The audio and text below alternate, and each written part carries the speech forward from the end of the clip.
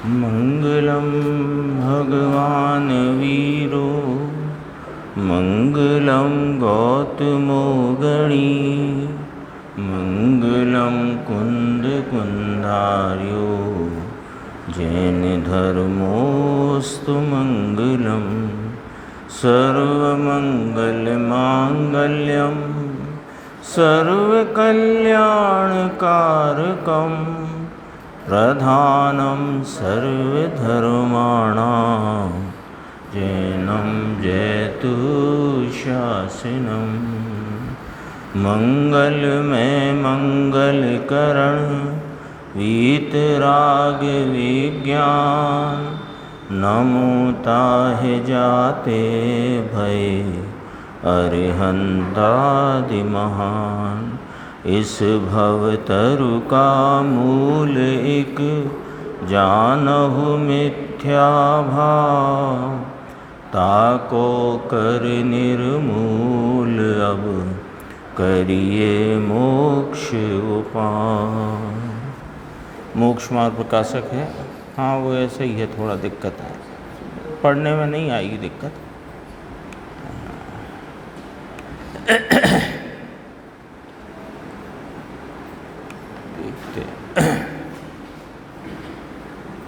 मोक्ष मार्ग प्रकाशक ग्रंथ अपना इसका 7वां अधिकार, इसमें अपनी चर्चा यहाँ से पेज नंबर 205 है, नीचे की तरफ।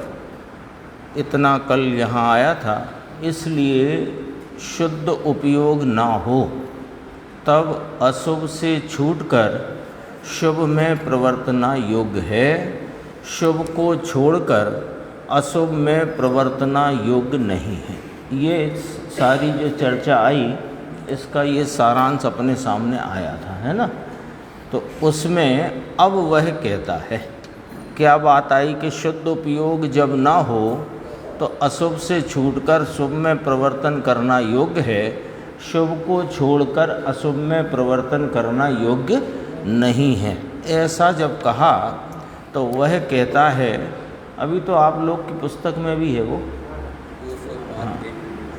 205, कामादिक या क्षुदादिक मिटाने की अशुभ रूप प्रवृत्ति तो हुए बिना रहती नहीं है। उसका कहना है निश्चयवासी का।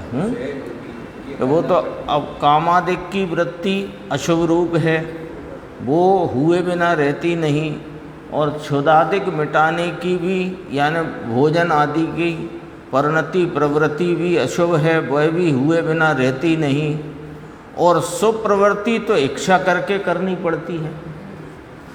उसके लिए तो हम इच्छा करें तब वह होती है, ऐसा उसका कहना है। देखो, ज्ञानी को इच्छा चाहिए नहीं, ज्ञानी तो इच्छा का अभाव करना चाहता है, इसलिए ज्ञानी को इच्छा चाहिए नहीं, इसलिए शुभ का उद्यम नहीं करना चाहिए, ऐसा उसका निश्चयवासी का तर्क है।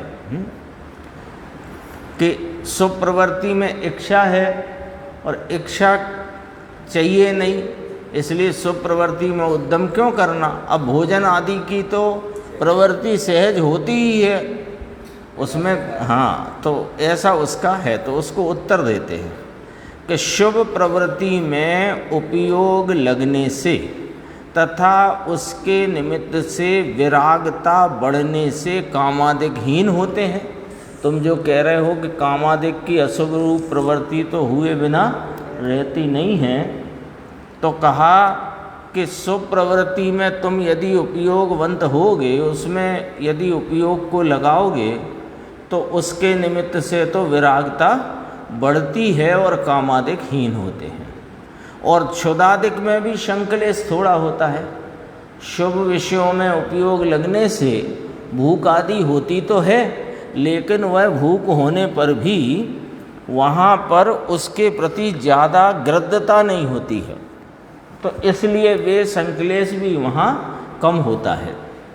इसलिए शुभ उपयोग का अभ्यास करना, ऐसा यहाँ कथन किया। ये कथन क्यों किया? शुभ उपयोग की प्रेरणा दे रहे हैं क्या कि नहीं? सुनो, ये तो निश्चयाभासी जो स्वयं से इस प्रकार का तर्क प्रस्तुत कर रहा है कि शुभ प्रवृत्ति में उद्यम मंद काय को होए, वो तो इच्छा करके करनी पड़ती है, तो उसको जवाब दिया जा रहा है। बाकी कोई मोक्ष मार्गी को या किसी को शुभ करने का प्रेरित नहीं किया जा रहा है। उस संबंध में अपन गुरुदेव का देखेंगे, है ना। कल इतनी नहीं थी तकलीफ, आज कुछ ज़्यादा है, इसे देखना पड़ेगा, समझेंगे। देखो, इसलिए शुभ उपयोग का अभ्यास करना, उद्यम करने पर भी यदि कामादिक व क्षुदादिक पीड़ित करते हैं तो उनके अर्थ नाम उनके प्रयोजन जिससे थोड़ा पाप लगे वह करना। यदि कामादिक और क्षुदा आदि बाधाएं पीड़ित करती हैं तो उनके प्रयोजन में भी ऐसा प्रवृत्ति रखना कि जिसमें पाप कम हो, यानी अशुभ है तो अशुभ, लेकिन उसमें भी पाप रूप वृत्ति ना हो। भोजन में भी और कामादिक में भी ये सब उसमें कह दिया। परंतु शुभ उपयोग को छोड़कर निशंक पाप रूप प्रवर्तन करना तो योग्य नहीं है। तब और आगे कहते हैं 206 पेज, और तुम कहते हो कि ज्ञानी के इच्छा नहीं है और शुभ उपयोग इच्छा करने से होता है। सो जिस प्रकार कोई पुरुष, अब उसको दृष्टांत दे के समझाते, उसने जो अपना तर्क रखा था कि शुभ वृत्तियाँ तो इच्छा करने से होती हैं, अशुभ वृत्ति तो सहज होती है, काम आदिक भोजन आदिक क्षुदादिक की, तो ये जो शुभ उपयोग की वृत्ति इच्छा करने से होती है और इच्छा हमें चाहिए नहीं, इसलिए शुभ रूप वृत्ति करने का उद्यम क्या करना, ऐसा कहा। तो उसको यहाँ दृष्टांत देते हैं कि जिस प्रकार कोई पुरुष किंचित मात्र भी अपना धन देना नहीं चाहता, कौन अपना धन देना चाहे, परंतु जहाँ बहुत धन जाता जाने वहाँ अपनी इच्छा से थोड़ा धन देने का उपाय करता है। ऐसे समझो कि जैसे कोई के ऊपर कोई टैक्स आरोपित हो गया, नोटिस आ गया, वैसे तो वो एक नया पैसा नहीं भरना चाहता था, लेकिन अब नोटिस ही आ गया कि भाई 2 लाख रुपए टैक्स का भरो, तो फिर वकील के पास जाकर कहता है कि आपकी जो थोड़ी बहुत फीस लगती हो वो ले लो, और इसमें कोई टैक्स की जो 2 लाख की डिमांड है इसे कम करा के या कैसे भी करके काम निपटाओ। तो अब वो इच्छा से ही हुआ ना प्रवृत्त धन देने को, वैसे तो 1 पैसा नहीं देना चाहता था, लेकिन अब बहुत जाता देखे तो थोड़ा धन अपनी इच्छा से देने का उपाय करता है। उसी प्रकार ज्ञानी किंचित मात्र भी कषाय रूप कार्य नहीं करना चाहता, परंतु जहाँ बहुत कषाय रूप अशुभ कार्य होता जाने वहाँ इच्छा करके अल्प कषाय रूप शुभ कार्य करने का उद्यम करता है। उसने जो तर्क दिया था ना कि शुभ कार्य तो इच्छा पूर्वक करना पड़ता है और इच्छा का तो करना योग्य नहीं है मोक्ष मार्गी को, तो उसको कहा कि ज्ञानी को किंचित कषाय करने का भी प्रयोजन नहीं है, लेकिन बहुत कषाय रूप अशुभ कार्य होता जानता है तो वहाँ इच्छा करके अल्प कषाय रूप शुभ कार्य करने का उद्यम करता है। तो तुम्हें इस प्रकार जो हमने कहा था कि शुद्ध उपयोग में रहो तो बहुत भले की बात है, यदि नहीं रह सकते तो अशुभ प्रवृत्ति में न प्रवर्तन करके या कम प्रवर्तन करके शुभ रूप प्रवृत्ति में तुम्हारा प्रवर्तन होए, ऐसा योग्य है। ये बात कही गई थी, उसके आगे ही ये चर्चा आई। इस प्रकार यह बात सिद्ध हुई कि जहाँ शुद्ध उपयोग होता जाने वहाँ तो शुभ कार्य का निषेध ही है। जहाँ शुद्ध उपयोग रूप परिणति हो सके होए तो वहाँ तो शुभ कार्य का निषेध ही है, और जहाँ अशुभ उपयोग होता जाने वहाँ शुभ का उपाय करके अंगीकार करना योग्य है। ये इस प्रकार यहाँ चर्चा करी।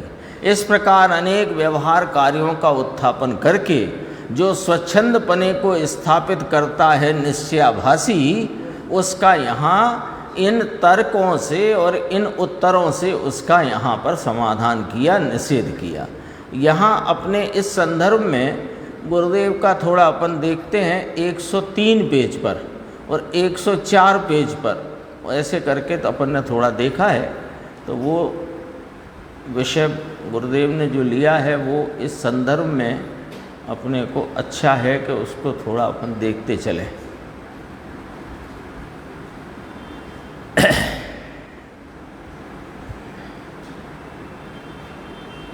देखो ये ऊपर की 103 नंबर पेज, ये थोड़ा दिक्कत कर सकता है, लेकिन जिन पे हो सके तो काम चला लेना, फिर इसका भी इंतज़ाम कुछ देखेंगे अपन। 103 पेज है ऊपर की, देखो ऊपर से ही पढ़ लेते हैं, बंद करने में अच्छा है। हाँ अच्छा, वो बार बार उपयोग वहाँ जाता होगा, ठीक है चलो। तो आप तो अपना देखो ना और जाता है उपयोग। अभी देखो जिनके पास नहीं है पुस्तक भी सुन सकते हैं।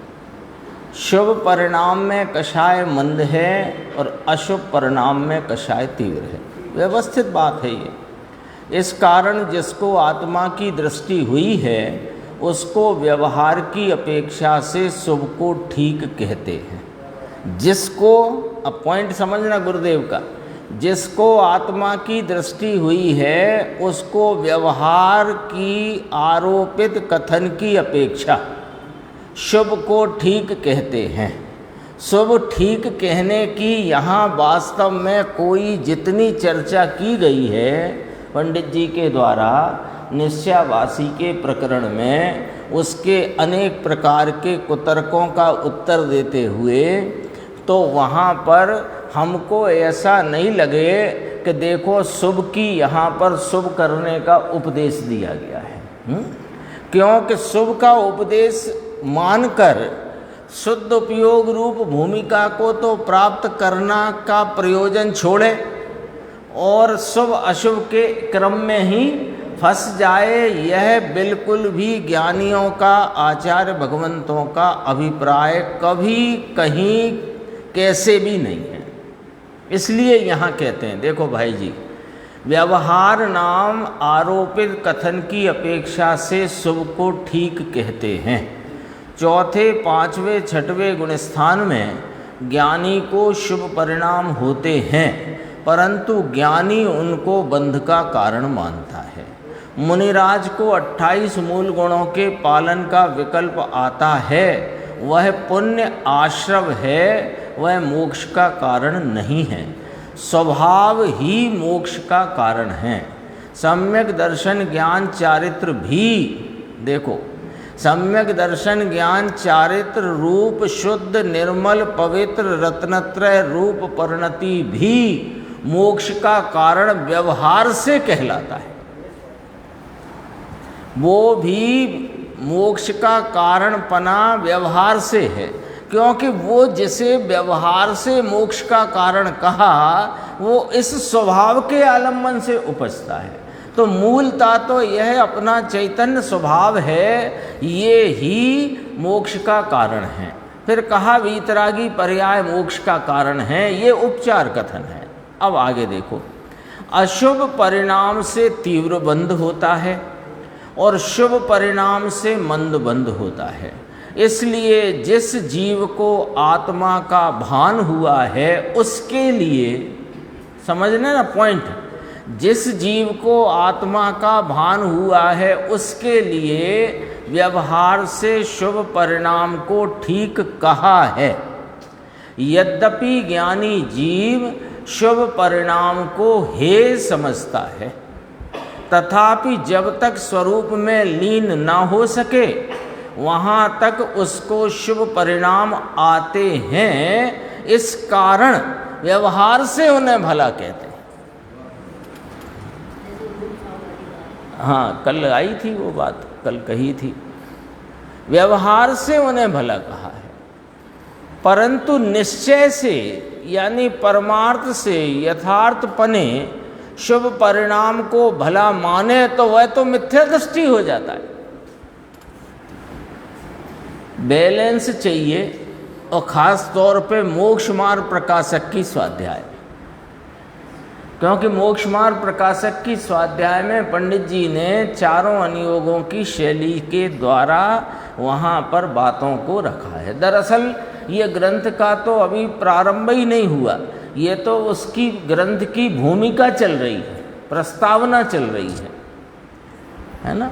और उसमें ये जो जीव जैन हैं, जिन आज्ञा को मानते हैं, उनको भी मिथ्यात्व रहता है। क्यों कि वह जिनागम में निश्चय व्यवहार कथनी के द्वारा वस्तु स्वरूप बताया गया है, और उसमें निश्चय परमार्थ को कहने वाला है, व्यवहार उपचार को कहता है। उसमें निश्चय और व्यवहार के कथन का यथार्थ जो नहीं समझते उनके मिथ्यात्व रहता है।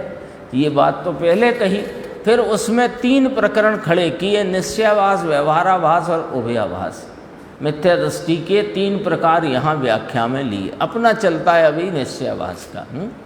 तो अब निश्चयाभासी है, वो पहले ही उसके 5 पॉइंट वो उसके पहले ही आ गए। वो पर्याय में अपने को सिद्ध जानता है, प्रगट केवल ज्ञान मानता है, राग आदि विकार हैं ही नहीं, अथवा हैं तो उनका कर्ता कर्म है, 9 कर्म द्रव्य कर्म मेरे में है नहीं, मेरे कोई संयोग भी नहीं उनका, ऐसी उसको भ्रांति हुई है। और पर्याय में होती हुई जो कुछ भी अभी अल्पता है, जो कुछ भी अभी उसमें अशुद्धता है, उसको गिनता ही नहीं है। इसलिए यहाँ पर शुभ परिणाम की बात कही गई है, लेकिन उसकी असलियत अपने सामने होना चाहिए। देखो क्या कहते हैं कि यथार्थपने निश्चय से शुभ परिणाम को भला माने, वह तो मिथ्या दृष्टि हो जाता है। यानी कोई यों कहे कि अशुभ से शुभ भला है, और इसलिए शुभ के द्वारा मोक्ष मार्ग में प्रवर्तन करना चाहिए, तो ये मिथ्या दृष्टि है। लेकिन जो शुद्ध उपयोग स्वरूप भाव को प्राप्त हुआ है, जिसको अपने आत्मा का भान हुआ है, वो जीव को अशुभ की प्रवृत्ति की अपेक्षा शुभ भाव में कषायमंद होती होने से उसको शुभ परिणाम को भला कहा गया है उपचार की कथनी से। अब कोई परमार्थ से ही शुभ को भला माने तो मिथ्या दृष्टि है। अब बोल है कि नहीं बराबर, पॉइंट टू पॉइंट बैलेंस की बात है ना। अभी आगे देखो, अशुभ भावों में कषाय तीव्र होती है और बंध भी तीव्र होता है। शुभ भाव में कषाय मंद होती है और बंध भी हीन होता है। इस प्रकार बंध के मंदता तीव्रता के अपेक्षा लेकर के अशुभ की अपेक्षा शुभ को भला कहा है। ये चर्चा यहाँ थी। और अब अपन 104 पे भी थोड़ा देखते हैं, ऊपर की 5 पंक्ति छोड़कर। ये थोड़े पॉइंट इसलिए अपन लेते चलते हैं कि उसमें असलियत क्या है वो गुरुदेव श्री के मुख से अपने सामने आती जाए। देखो, श्री समय सार गाथा 12 में कहा है कि 4थे, 5वें, 6वें गुण स्थान में जो शुभ भाव आता है, देखो पहले में कोई शुभ भाव आता है, उसकी जिनवाणी में मोक्ष मार्ग के रूप में चर्चा की जाए ऐसी जरूरत ही नहीं है, क्योंकि वहाँ मोक्ष मार्ग ही नहीं है। मोक्ष मार्ग का प्रारंभ 4थे से होता है, तो जहाँ से प्रारंभ होता है वहाँ से चर्चा की जाएगी मोक्ष मार्ग की। और मोक्ष मार्गी को जो शुभ भाव आता है, ते काले जाड़े लो प्रयोजनवान हैं। वो बात यहाँ गुरुदेव ने याद करी कि 4थे, 5वें, 6वें गुण स्थान में जो शुभ भाव आता है उसका ज्ञान करना। परंतु शुभ राग आता है, इससे निश्चय टिकता है, ऐसा मानना यथार्थ नहीं है। अब बोलो ये बात कितनी गंभीर है। यानी ये वो वाली बात है कि अपने बुद्धि में, चूँकि अपन स्वाध्यायी हैं और अभ्यासी हैं, तो अपने को कई पॉइंट ऐसे हैं जिनकी यहाँ कील जैसे ठोक देने चाहिए। वो ये पॉइंट है। अक्सर लोग ऐसा कहते आपको मिल जाएंगे कि चौथे, पांचवें, छठवें गुण स्थान में उसकी भूमिका के योग्य जो रागादि भाव हैं, यानी अपन इधर से चलते हैं छठवें गुण स्थान में उस भूमिका के योग्य होने वाले 28 मूल गुण और 5 महाव्रत के विकल्प वे उसके गुण स्थान को बनाए रखते हैं। यह बात सरासर झूठ है। आपको मिल जाएंगे ऐसा कहते हुए कि मुनिराज के छठवें गुण स्थान में उपजने वाले जो 5 महाव्रत 28 मूल गुण के विकल्प हैं, वे उनको उस गुण स्थान में टिकाए रखते हैं। अरे उसकी असलियत सुनो तो ये है कि यदि वे विकल्प उसकी भोगने के काल से अधिक रह जाए तो मिथ्या तो हो जाता है, वे क्या गुण स्थान टिकाएंगे। यदि 5 महाव्रत का और 28 मूल गुण वाला जो शुभ विकल्प है वो यदि भोग्य काल कितना है उसका कि 7वें गुण स्थान के काल से दुगने से कम, यदि वो दुगनी मर्यादा तक पहुंच जाए तो वो परिणाम 5 महाव्रत का इसको मिथ्यात्व में धकेल देता है। वो गुण स्थान थोड़ी टिकाता है। स्पष्ट कहा है देखो, परंतु शुभराग आता है, नहीं आता ये नहीं कहते। छठवें गुण स्थान में छठवें गुण स्थान के योग का, 5वें गुण स्थान में 5वें गुण स्थान के योग का, चौथे गुण स्थान में चौथे गुण स्थान के योग का शुभ राग आता है, किंतु इससे निश्चय नाम वह वीतरागता या गुण स्थान टिकता है, ऐसा मानना यथार्थ नहीं है।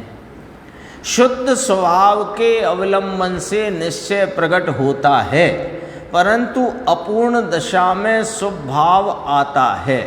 अब निश्चयाभासी को इंगित करके कहते हैं कि शुभ भाव अपूर्ण दशा में आता ही नहीं, ऐसा मानने वाला भी मिथ्या दृष्टि है।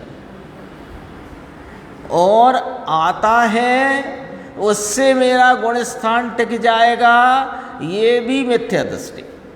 और आते हुए को उस काल में जानना, ये 12वीं गाथा का उपदेश है। आ गई ना सारी बात। ये 2 प्रकरण थे, एक मिनट एक और देखता हूँ।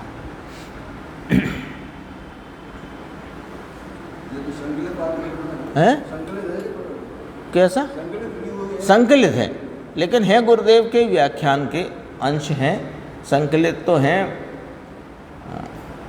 और ये थोड़ा 107 पेज का और देखते हैं, इसके बाद अपन अपने जो अगला हेडिंग है ग्रंथ में वहाँ चलते हैं। इसमें ऊपर की करीब 10 पंक्तियाँ छोड़ के देखो। यहाँ कहते हैं कि अशुभ परिणाम में तीव्र उल्टा पुरुषार्थ है और शुभ परिणाम में मंद उल्टा पुरुषार्थ है। हाँ, उल्टा है। और शुद्ध परिणाम में सुल्टा पुरुषार्थ है। अज्ञानी शुभ परिणाम को धर्म मानता है अथवा कर्म से विकार हुआ मानता है अथवा शुभ परिणाम आते ही नहीं ऐसा मानता है। ये बड़ी भूल है। तीनों खड़े कर दिए यहाँ पर देखो, तीनों खड़े कर दिए। अज्ञानी शुभ परिणाम को धर्म मानता है, ये व्यवहाराभासी और उभयाभासी के संदर्भ से समझ सकते हैं। अथवा कर्म से विकार हुआ मानता है, ये अभी निश्चयाभासी की भूल में बात आई थी। अथवा शुभ परिणाम होते ही नहीं, आते ही नहीं ऐसा मानता है, ये भी निश्चयाभासी सांख्यमती जैसा। ऐसा जो मानते हैं ये बड़ी भूल है। शुद्ध परिणाम सच्चा सुल्टा पुरुषार्थ है। अभी जितनी अभी कमजोरी है या पुरुषार्थ की मंदता है, उतना शुभ परिणाम में मंद उल्टा पुरुषार्थ है, और अशुभ परिणाम जितना उस भूमिका में है उसमें तीव्र उल्टा पुरुषार्थ है। सबकी खतौनी कर दी। जिस खाते की जो बात है उस खाते में डाल दी, है ना। इस प्रकार की बात यहाँ ली है। अब अपन अपना जो अगला प्रकरण है उसकी यहाँ अपन चर्चा प्रारंभ करते हैं। उस संदर्भ में भी अपन गुरुदेव का थोड़ा बहुत हिस्सा देखेंगे। देखो, केवल निश्चयाभास के अवलंबी जीव की प्रवृत्ति कैसी है। अभी जो चर्चा थी वो उसकी मान्यता के संदर्भ में थी, और उस मान्यता के द्वारा जो वह स्वच्छंदता का सेवन करता है उसके निषेध के रूप में थी। दो बातें आई थी ना। क्या क्या बात आई थी? एक तो उसकी मान्यता के में क्या विपरीतता है, और उस विपरीत मान्यता के रहते वह किस प्रकार स्वच्छंदता का सेवन करता है या अपने स्वच्छंद विचार रखता है, उसका निषेध किया। अब यहाँ पर कहते हैं कि उसकी प्रवृत्ति किस प्रकार की है। वो यहाँ चर्चा अपनी 206 पेज है ना। हाँ, अब उसी की जिसकी चर्चा ऊपर की जा चुकी है, उसी की केवल निश्चयावलंबी जीव की प्रवृत्ति बतलाते हैं। निश्चयावलंबी माने निश्चयाभासी लेना यहाँ, है ना। वो ज्ञानी को निश्चय नए प्रकट है, व्यवहार नए प्रकट है, और वह दृष्टि में अपने निश्चय नए के विषय का अवलंबन करता है। और जब पुरुषार्थ हीना होता है तो वह प्रवर्तन अंतरंग में नहीं करता। उस समय जो राग आदि होता है वो व्यवहार के विषय कहलाते हैं।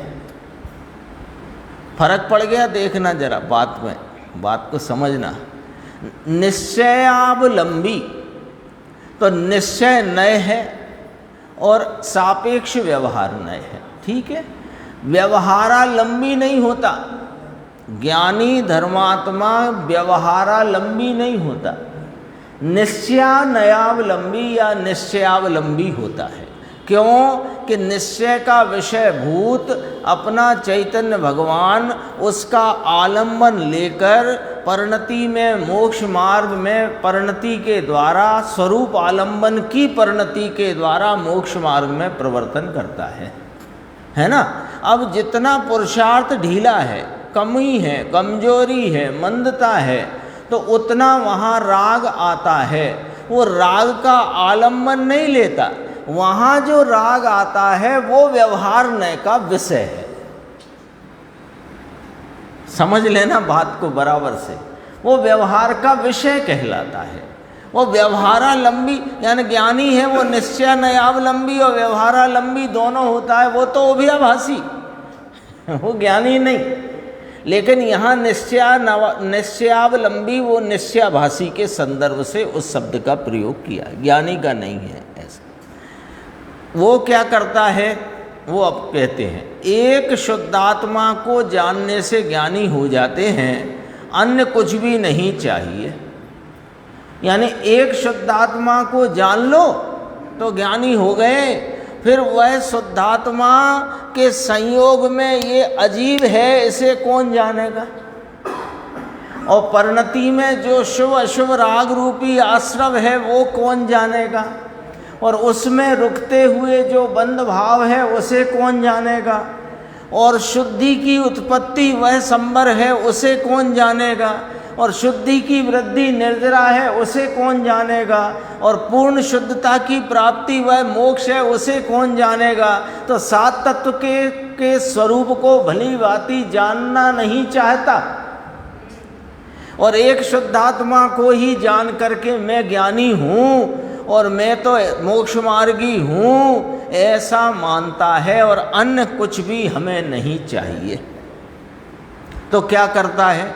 ऐसा जानकर कभी एकांत में बैठकर ध्यान मुद्रा धारण करके, समझ लेना पंडित जी ने सबकी खिंचाई कर दी है इसमें। एकांत में बैठकर ध्यान मुद्रा धारण करके, हम तो ध्यान करते हैं भैया, हाँ, आधा घंटे, 5 मिनट, 10 मिनट हम बराबर वो ध्यान करते हैं। नया अंग्रेजी शब्द आ गया मेडिटेशन, ध्यान करते हैं। फिर कोई कहता अच्छा ध्यान तो अभी नहीं हो सकता, तुम्हें अभी आत्मा नहीं जानते। अभ्यास करते हैं। अभ्यास भी काय का करते हो? आर्त ध्यान का। धर्म ध्यान के बिना कोई ध्यान अभ्यास के भी काबिल नहीं। खरेखर तो वास्तव में देखो, एकांत में बैठकर ध्यान मुद्रा धारण करके मैं सर्व कर्मोपाधि रहित सिद्ध समान आत्मा हूँ इत्यादि विचार से संतुष्ट होता है। ये ध्यान वालों की बात है भैया है। अभी एक कुछ लोग ऐसे भी एक समूह रूप से एकत्रित हो गए हैं जो ध्यान की बातें करते हैं, है ना। ज्ञान बिना ध्यान नहीं, ये तो शुरू से ही बात चली आई है। ज्ञान बिना श्रद्धा नहीं, ये बात तो आगम में आई है। और श्रद्धा नहीं है, अपना आप रूप श्रद्धा नहीं तो ध्यान किसका। लेकिन ऐसे कुछ समूह बन गए हैं, ध्यान की बात करते हैं, तो उनकी यहाँ पर बात देखो, मैं सर्व कर्मोपाधि रहित सिद्ध समान आत्मा हूँ इत्यादि विचार से संतुष्ट होता है। अब पंडित जी उसको यहाँ पर परंतु लगा करके उसके सामने ही बात कहते हैं। परंतु भैया ये जो तुमने विशेषण कहे, मैं सर्व कर्मोपाधि रहित सिद्ध समान आत्मा हूँ, ये किस प्रकार संभव है कि नहीं है संभव? ऐसा विचार नहीं है तुम्हारे पास। यदि तुम अपने को मोक्ष मार्गी मानते हो तो मैं जीव तत्व सिद्धों के समान स्वरूप वाला वर्तमान शरीर आदि संयोग में रहा हुआ, द्रव्य कर्म के संयोग भी मेरे संयोग में या मेरे साथ में बरतते हैं, और उनमें जितना लक्ष्य जाता है उतना मेरी परिणति में आश्रव बंध है, और मेरे स्वरूप के आलम्बन से संवर निर्जरा है, और उसकी पूर्णता से मोक्ष है। इस बात का तो तुम्हें भान भी नहीं है, अरे उस तरफ का होश भी नहीं, तो तुम्हें कैसे संभव है? बोलते रहो मैं सर्व कर्मोपाधि रहित सिद्ध समान शुद्ध हूँ, शुद्ध चिद्रूपो हम, वीतराग स्वरूपो हम, और संतुष्ट है। तो कहते हैं अथवा तुम इस प्रकार के विशेषण द्वारा आत्मा को ध्याते हो, मैं तो अचल हूँ, मैं तो एक अखंड हूँ, मैं तो अनुपम स्वरूप वाला हूँ इत्यादि विशेषण द्वारा आत्मा को ध्याते हो, सो ये विशेषण तो भैया अन्य द्रव्यों में भी संभवित है। सब अचल हैं जगत में जितने द्रव्य हैं, कोई अपने स्वभाव से चलायमान होता ही नहीं।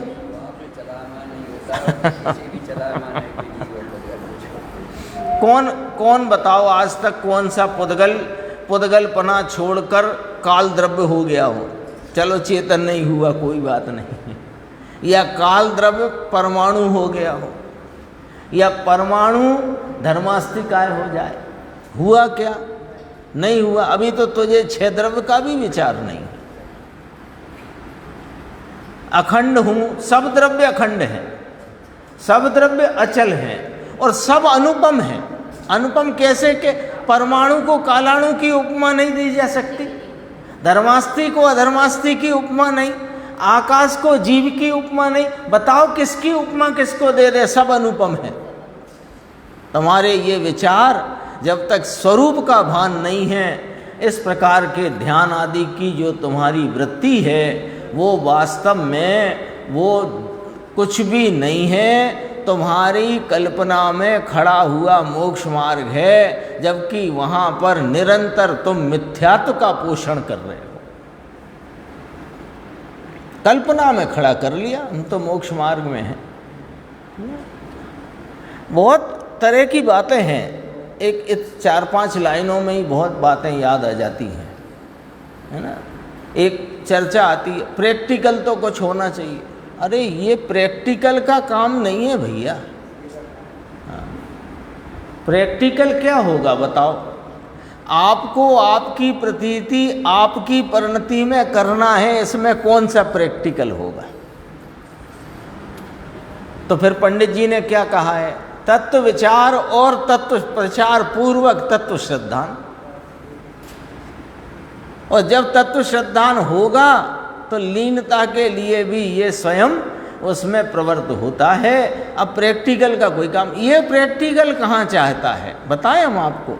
ये प्रैक्टिकल चाहता है कि जो हमारी बाह्य प्रवृत्तियाँ हैं, खाने की, पीने की, कमाने की, भोगने की इत्यादि, अथवा पूजा की, पाठ की, स्वाध्याय की, व्रतादि की, इनमें आप हमें बताओ क्या करें और कैसे करें जिससे प्रैक्टिकली हम अपनी आत्मा को जान लें। लो तुम जा तो रहे हो उधर खाई की तरफ और पूछ रहे हो पहाड़ पे कब पहुंच जाएंगे, उल्टा मामला है ना।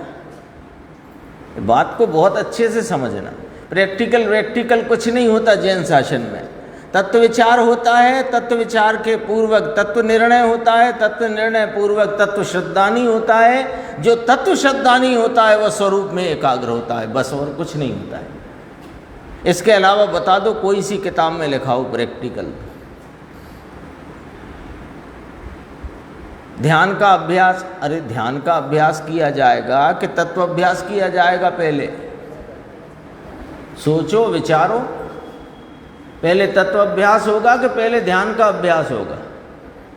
तो तत्व अभ्यास पूर्वक तत्व निर्णय होगा, तत्व निर्णय पूर्वक तत्व मिलेगा, तत्व मिलेगा तो ध्यान होगा। इसलिए वास्तव में कल्पनाओं में जैसे हम सुख दुख की कल्पना करते हुए अनादिकाल से चार गति में परिभ्रमण करते हुए दुखी दुखी दुखी हैं, ऐसे ही मोक्ष मार्ग की भी कल्पना करके मिथ्यात्व का पोषण करते आए हैं। असली मोक्ष मार्ग क्या है ये ज्ञानी जन हमें बताते हैं, हम कान नहीं धरते अपनी हट आग्रहता के कारण। हट रूप आग्रहता, आग्रह पड़ा है, देखो देखो। तथा ये विशेषण किस अपेक्षा से हैं सो तो विचार ही नहीं है। अनुपम कहा तो क्यों कहा, अचल कहते हैं तो कैसे कहते हैं कि ये अपने चैतन्य भाव से कभी चलित होता नहीं, ऐसा अचल तत्व हूँ मैं, तो एक अखंड तत्व हूँ। ये गुण भेद और प्रदेश भेद आदि मेरी वस्तु में है नहीं, ये तो कोई ख्याल में ही नहीं लिया है। शब्द पकड़कर विशेषण पकड़ करके विचार करता है। तो कहा कदाचित सोते बैठते जिस तिस अवस्था में ऐसा विचार रखकर अपने को ज्ञानी मानता है। दो बातें कहीं इसमें देख लो, एक तो पहले दोनों को ले लिया है, नहीं तो कोई सोचे कि उसकी जो एकांत में बैठकर ध्यान मुद्रा धारण करके उसको भी ले लिया, और सोते बैठते जिस तिस अवस्था में बिना वस्तु स्वरूप का तत्व का विचार किए बिना कुछ विशेषण पकड़ करके हमको तो ज्ञायक ही बस, हमको तो बस ज्ञायक ही। अब ज्ञायक क्या है, ज्ञायक का स्वरूप क्या है, वो उसकी कोई हमें ज़्यादा जांच पड़ताल, ज़्यादा सोच समझ करनी नहीं, विचार करना नहीं, उसका निर्णय करना नहीं। हम तो बस ज्ञायक, अपन तो बस ज्ञाता दृष्टा रहो। हाँ, हम तो भोजन का ज्ञान करते हैं, भोजन करते ही नहीं। अनेक प्रकार की मिथ्या कल्पनाएं हैं, उस पर पंडित जी ने प्रहार किया है। गुरुदेव श्री ने उस प्रहार को और स्पष्ट करके उसको और तीखा कर दिया है।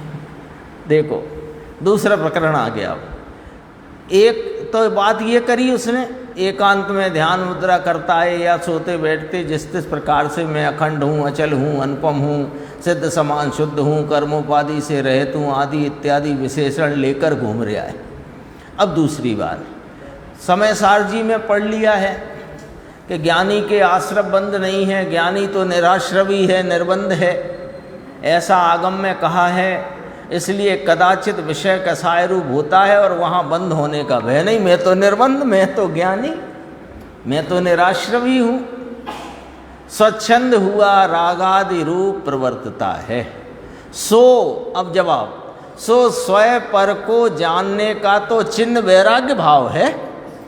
यदि तुम स्वयं पर का श्रद्धान तुम्हें हो गया है, स्वयं को स्वयं और पर को पर जानते हो, मानते हो, तो परिणति में नियम से वैराग्य का जन्म होता है।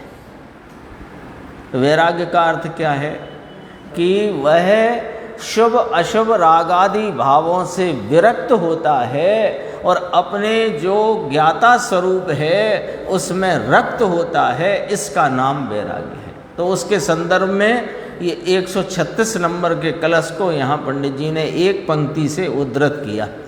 सम्यक दृष्टिर भवति नियतम ज्ञान वैराग्य शक्ति, 136 नंबर का कलश है।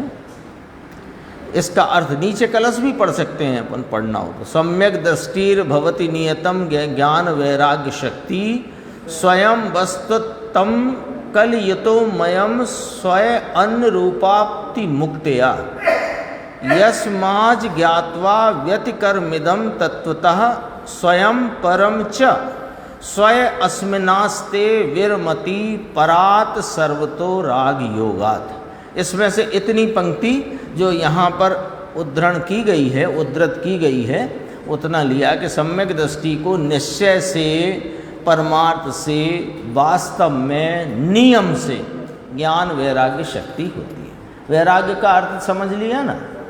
वैराग्य माने पुण्य पाप भाव से अरुचि और अपने वीतराग स्वरूप से रुचि, रक्तपना। अब आगे देखो, एक कलश यहाँ पर और 137 नंबर का यहाँ पर प्रस्तुत किया। सम्यक दृष्टि स्वयं मयमयम जात बंधो न मे स्यात् अत्युत्तान पुलक वदना रागिणोप्याचरन्तु आलम्बताम समिति परताम ते यतो अद्यापि पापा आत्मानात्मा अवगम बिरहात संति सम्यक्त शून्य। ये देखो क्या क्या, स्वयमेव यह मैं सम्यक दृष्टि हूँ, मेरे कदाचित बंद नहीं है। इस प्रकार ऊंचा फुलाया है मुँह जिन्होंने, ये बहुत प्रसिद्ध कलश है, निर्जराधिकार में है ये कलश, है ना। उत्तानोत पुलक बदना, अपना मुंह फुलाया है जिन्होंने। ऐसे रागी वैराग्य शक्ति रहित आचरण करते हैं तो करो, तथा 5 समिति की सावधानी का अवलंबन लेते हैं तो ल्यो, परंतु वे ज्ञान शक्ति बिना आज भी पापी ही हैं। कड़क बात करी है। जो इस प्रकार से मानता है मैं सम्यक दृष्टि हूँ, मेरे तो बंद है नहीं, मैं तो निर्बंध हुआ हूँ, और ऐसा मुंह फुला करके वैराग्य शक्ति रहित आचरण करते हैं, यानी कि शुभ अशुभ भाव में स्वच्छंदता से प्रवर्तन करते हैं तो करो, तथा दूसरी तरफ 5 समिति की सावधानी का अवलंबन लेते हो तो ल्यो, परंतु वे ज्ञान शक्ति के बिना आज भी पापी ही हैं। यह दोनों आत्मा अनात्मा के ज्ञान रहित पने से सम्यक्त रहित ही हैं। क्या कह दिया? आत्म अनात्म के ज्ञानहीन जे जे करनी ते करण छीन, ये बात कही। फिर पूछते हैं कि पर को पर जाना तो पर द्रव्यों में रागादि करने का क्या प्रयोजन रहा? तो वहाँ कहते हैं भैया स्वयं और पर की बात आ गई ना, पीछे अपन पढ़ चुके हैं। स्वयं पर को जानने का तो चिन्ह वैराग्य भाव है ना। उसमें से समय सार के 2 कलश की यहाँ पर उद्धरण दे करके पंडित जी ने बात करी। फिर कहा कि पर को पर जान लिया तो पर द्रव्यों में रागादि करने का क्या प्रयोजन है? ये तो पर है ना, ऐसा जान लिया। तो वहाँ कहता है हम तो रागादि करते नहीं, वे तो मोह के उदय से होते हैं। क्या कहता है वो निश्चयवासी, उसकी प्रवृत्ति किस प्रकार? अब प्रवृत्ति का वर्णन चल रहा है। वो क्या कहता है कि वे तो मोह के उदय से रागादिक होते हैं, हम क्या करें? पूर्व काल में भरतादिक भी ज्ञानी हुए, उनके भी विषय कसाय रूप कार्य हुआ, सुनते हैं हम तो। वे भी तो विषय कसाय में प्रवृत्त थे, तो उनको तो आप ज्ञानी, तद्भव, मोक्षगामी आदि इत्यादि सब बताते हो और है। हाँ, वो तो मोह के उदय से उनको उस समय चारित्र मोह का ऐसा उदय वर्तता था, उनके उस जाति का राग वर्तता था। वे कोई राग आदि करते थे क्या? वो तो होता था ऐसा। उसने अपने को आड़ बनाई है ना, बहानेबाजी कहो, आड़ कहो, ऐसा उत्तर दिया। ज्ञानी के भी मोह के उदय से रागादिक होते हैं, यह सत्य है, परंतु बुद्धिपूर्वक रागादिक नहीं होते। उसका विशेष वर्णन आगे करेंगे, ऐसा पंडित जी ने लिखा, पर वो लिख नहीं पाए। बहुत स्थान पर ऐसा पंडित जी ने कहा है, उसका वर्णन आगे करेंगे। लेकिन हमारा दुर्भाग्य कहो, उनकी आयु बहुत ही अल्प थी, मात्र 42 वर्ष की आयु में उनको देह परिवर्तन हुआ। वो घटना सबको पता है, तो वो वर्णन तो आगे आया नहीं। अब यहाँ बुद्धिपूर्वक रागादिक नहीं होते, इसका अर्थ समझना है अपने को। 2 मिनट लगेंगे, अभी है समय। बुद्धिपूर्वक रागादिक नहीं होते माने रागादि करूं ऐसी बुद्धि नहीं होती। यहाँ वो बुद्धिपूर्वक अबुद्धिपूर्वक मत लेना, वो 6वें गुण स्थान के बुद्धिपूर्वक और 7वें से आगे के अबुद्धिपूर्वक। वो बुद्धि गोचर और बुद्धि गोचर नहीं, उस अपेक्षा कथन है। यहाँ बुद्धि माने राग रूप प्रवर्तने की, करने की बुद्धि उनको नहीं है, क्योंकि राग आदि के कर्तृत्व और कर्तव्य का उनको अभाव हुआ है। तो ये देखो, फिर कहा तथा जिसके रागादिक होने का कुछ विषाद नहीं है, यानी जैसे अपनी परिणति में होते हुए रागादिक हैं, वे मेरे हो नहीं है, वे तो होंगे ही साहब। अब वो तो ऐसा ही उदय है साहब। तो कहते हैं कि तुम्हें यदि उनके होने का कुछ विषाद नहीं है, तो उसके नाश का उपाय भी नहीं है फिर तुम्हारे पास। तो जब तुम्हें उसके रागादिक होने का विषाद नाम, वो तुम्हें रागादिक होए, उसके प्रति तुम्हें किंचित भी खेद नहीं है, तो उसके नाश का उपाय भी नहीं है, तो उसको रागादिक बुरे हैं ऐसा श्रद्धान्वी कैसे संभवित होगा? और जिसको रागादिक बुरे हैं, शुभ अशुभ दोनों लेना, जिसको रागादिक बुरे हैं ऐसा श्रद्धान नहीं, उसको ये वीतराग परमात्मा भला है, ये श्रद्धान कैसे होगा? और ऐसे श्रद्धान बिना सम्यक दृष्टि कैसे हो सकता है? जीव अजीव आदि तत्वों का श्रद्धान करने का प्रयोजन तो इतना ही श्रद्धान है, क्या कि आश्रम बंद आता ना, 7 तत्वों, बच्चों को भी पढ़ाते हैं पाठशाला में, 7 तत्वों को हे उपाधि और गे में लगाओ, तो उसमें आश्रम बंद हे हैं, संबर निर्जरा एक देश उपादेय हैं, मोक्ष पूर्ण उपादेय है, और आलम्बन भूत जीव है ना, अजीव तत्व गे हैं, ऐसा आ जाता है ना सब। तो उन सबको इस प्रकार जानने का प्रयोजन क्या कि रागादिक बुरे हैं, छोड़ने लायक हैं, स्वरूप अपना हितरूप है, वही मोक्ष मार्ग का आलम्बन भूत एकमात्र भाव है। ये सब 7 तत्व के बराबर खतौनी में ही तो आएगी बात। फिर कहा पंडित जी ने तथा भरत आदिक सम्यक दृष्टियों को, उसने पूछा था ना कि साहब भरत आदिक ज्ञानी हुए, उनके भी विषय कसाय रूप कार्य हुआ सुनते हैं, तो कहा भरत आदिक सम्यक दृष्टियों के विषय कषायों की प्रवृत्ति जैसी होती है, जैसे होती है, वह भी विशेष रूप से आगे कहेंगे। अभी तू उनके उदाहरण से स्वच्छंद होगा तो तुझे तीव्र आश्रम बंद होगा। ऐसा कहकर यहाँ पंडित जी ने ये चर्चा करी। फिर इसमें और भी चर्चा इसी संदर्भ से आगे आएगी, अपन उसकी भी चर्चा आगे की स्वाध्याय में लेंगे।